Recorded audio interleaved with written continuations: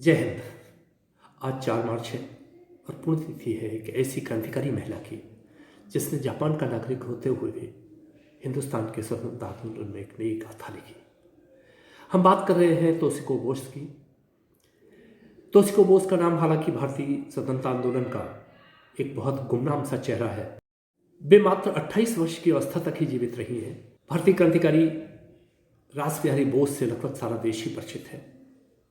एक बड़ा नाम क्रांति आंदोलन का। उन्होंने 23 दिसंबर 1912 को दिल्ली के वायसराय पर, जो उस वक्त के तत्कालीन वायसराय थे, उनके ऊपर, उनके जुलूस पर बम फेंकने का निर्णय किया। बम फेंका भी गया, हालांकि वो योजना पूरी तरह कार्यान्वित न हो सकी। ब्रिटिश हुकूमत ने उन्हें पकड़ने के लिए एड़ी चोटी का जोर लगा दिया। उन्हें पकड़ने के लिए 1 लाख रुपए का इनाम रखा। इसका मतलब था कि अगर वो पकड़े जाते तो मृत्युदंड भी निश्चित था। उनके साथियों के परामर्श के अनुसार मई 1915 में उन्होंने वेश बदलकर, नाम बदलकर जापान के लिए वो प्रस्थान कर गए। परंतु उन दिनों जापान और ब्रिटेन के बीच एक संधि थी कि अगर जापान के अंदर कोई अपराधी, भारत का अपराधी पकड़ा जाता है तो उसे भारत में प्रत्यर्पण कर दिया जाएगा, उनके ऊपर भारत के अंदर मुकदमा चलाया जा सकता है। साथ ही एक कानून और था, वो उस कानून में पति पत्नी में से अगर एक भी व्यक्ति जापान का नागरिक है तो दूसरे को स्वतः नागरिकता मिल जाती थी।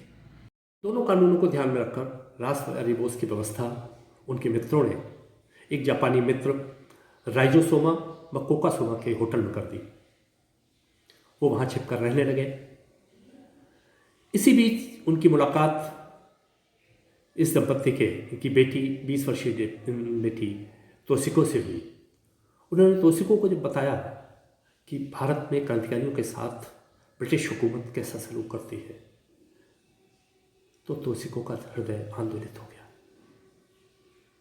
और उन्होंने रासबिहारी बोस का मानव ढाल बनने का निर्णय ले लिया। अज्ञातवास में भी उनका साथ निभाने का एक वचन दिया।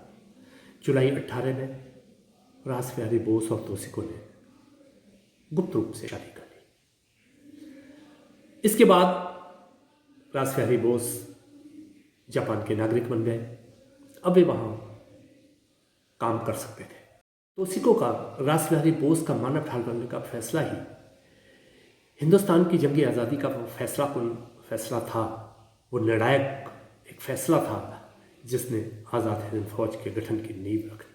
उन्होंने जापान में आने जाने की आज़ादी के चलते इस मौके का फ़ायदा उठाया और दक्षिण पूर्व एशिया के क्रांतिकारी साथियों को संगठित किया।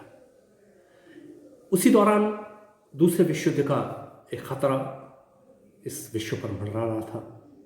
उस पूरे वातावरण का उन्होंने एक फ़ायदा उठाया और आज़ाद हिंद फौज का गठन कर डाला। जुलाई 23 को रासबिहारी बोस को जापान में रहते हुए 7 वर्ष पूरे हो चुके थे। अतः अब वो जापान के पूर्ण रूप से नागरिक हो चुके थे। परंतु इस गुप्त अज्ञातवास के कष्टों को झेलना बहुत असाध्य था। इन कष्टों को झेलते झेलते तोशिको को टीबी की बीमारी ने धर दबोचा।